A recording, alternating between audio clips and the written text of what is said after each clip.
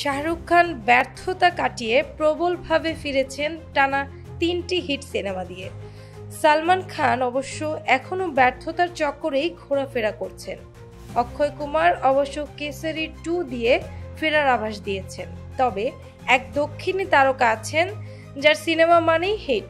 তার অভিনীত ৮টি সিনেমা টানা ২০০ কোটি রুপি বা তার বেশি ব্যবসা করেছে। কে এই তারকা জেনে নেওয়া যাক হিন্দুস্তান টাইমসের অবলম্বনে।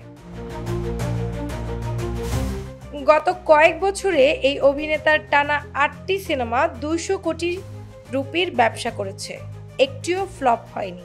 কিন্তু এই সাফল্যর পরেও আগামী বছর চলচ্চিত্র জগৎকে বিদায় জানিয়ে রাজনীতিতে প্রবেশ করতে চলেছেন এই দক্ষিণী অভিনেতা।